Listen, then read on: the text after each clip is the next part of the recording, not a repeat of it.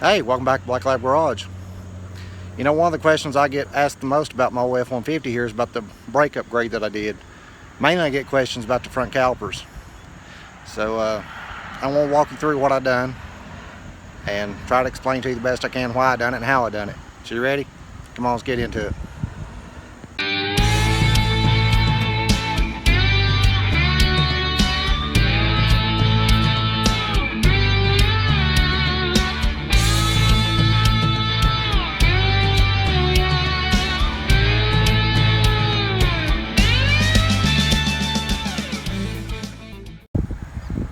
I think I did this conversion in 2016, 2017. Of course, everybody knows about using the F-350 booster master cylinder, because the F-350 had a dual diaphragm booster, whereas the F-150 just had a single diaphragm booster. So this makes the pedal easier when you're going to a bigger master cylinder.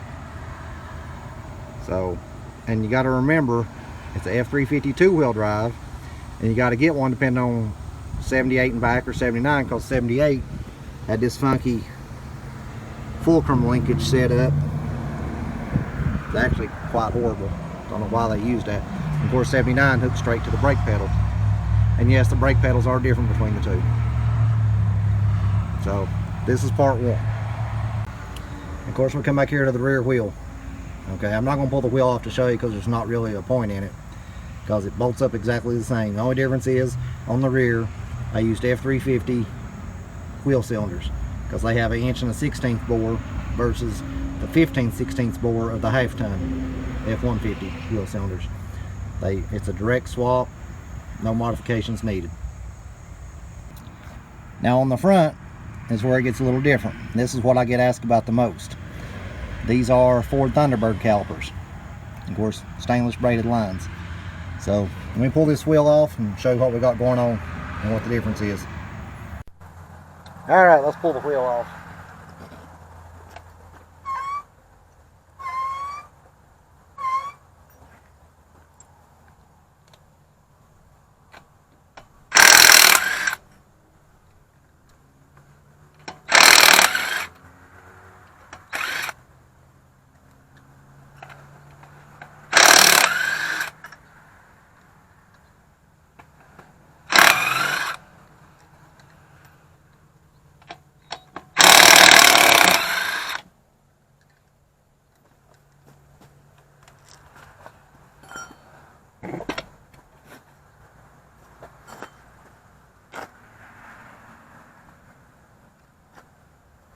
Alright, let me get you a little closer. See, it mounts up exactly the same. Let's take the caliper slide retaining bolt out.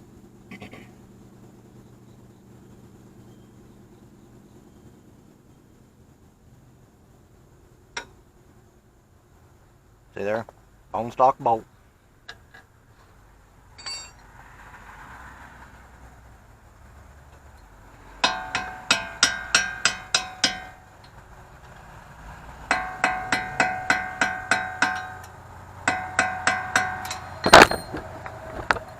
It'd help if I wouldn't hit the camera.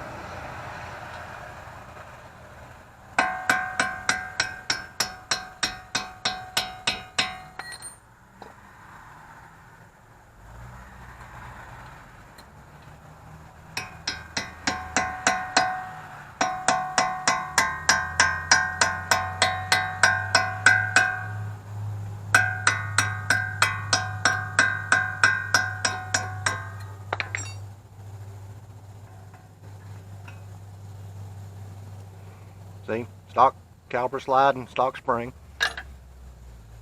Now this caliper's been on here for a while. I don't know how easy it's going to be to get off there.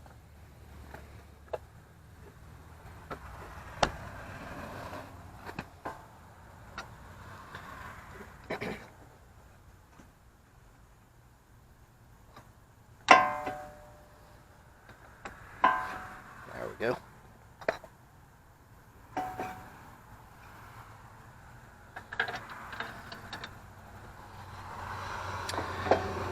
And there is the Thunderbird caliper. Now let me get a F-150 caliper to show you the difference. That is a stock F-150 caliper. Now look at the piston size difference. And just to give you exact specs, let me measure the F-150.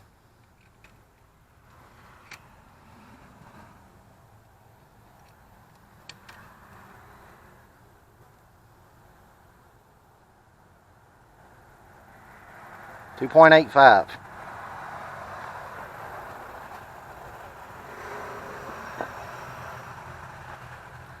And the Thunderbird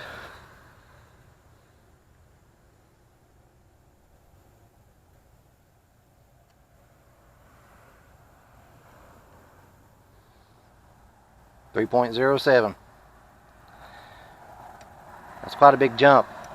It works out, this single piston caliper has about the same amount of clamping force as the dual piston like F-250 calipers. Now, you've seen that they mount onto the caliper bracket exactly the same. But where they're different is on the brake hose.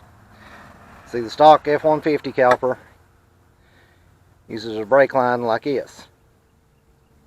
Well, actually it'll go like that, but it's a 3/8 24 thread banjo bolt.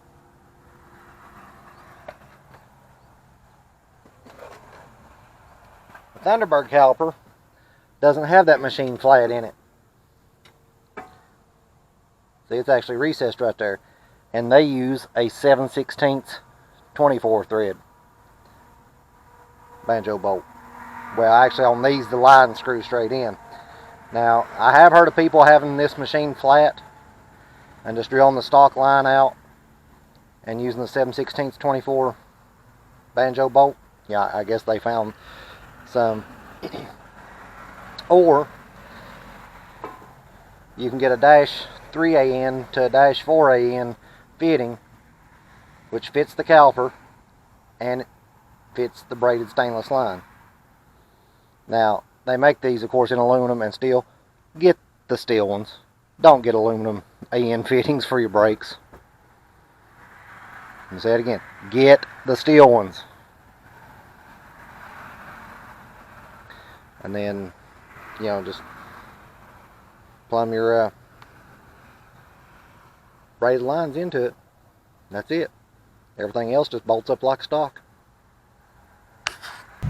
And you can see right here, braided line runs down from the proportioning valve to a new brass T, and of course you'll have to find an adapter to go from your stainless line to the brass T. And then I just made new hard lines from the T over to your stainless lines.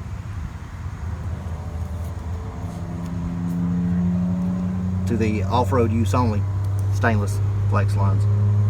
So do this at your own risk, okay? I'm not condoning doing that. But you can see right there, it's just a bone stock proportion valve, nothing fancy about it. And there it is back on.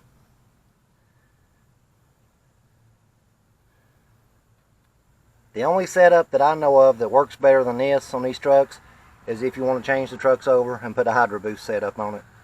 That's the only ones I know of that are any better. Man, that sun's bright. But I can tell you that after doing this conversion, when I still had the 33 mud tires on it, you know, 33-inch mud tires, pulling a trailer, because my old trailer weighs like 2,500 pounds, with a Toyota 4-wheel drive truck on it, on the trailer I mean, pulling it, I could lock the wheels up on this thing. Let's face it, the brakes were not great on these trucks from the factory when they were new. It really makes that much of a difference. So, do I recommend doing a swap? Absolutely. I mean, literally, I could lock the wheels up. And you could never do that when they was new. So there you go. That's how you put Ford which I keep saying Thunderbird, but really it's any Ford full-size car from the mid to late 70s will have that style caliper on it. I just happen to pick Thunderbird, but any of them will use that. But that's how you bolt them onto your F-150 or Bronco. Do I think it's a worthwhile upgrade? Absolutely I do. Now, the stainless braided lines, use your own judgment, proceed at your own peril, okay? Because I know a lot of them say off-road use only, so that's on you if you get pulled over and are using them and get in trouble, okay? So, I appreciate y'all watching. Be sure and hit the thumbs up, like, subscribe. I mean, it doesn't cost you anything. It takes the same amount of time to not hit the thumbs up and not subscribe as it does to not hit the thumbs up and not subscribe. I think I said that right. Anyway, just hit the freaking thumbs up and subscribe, okay? But I appreciate y'all watching, and stay tuned. Me and the pups will be back with another one. See yous.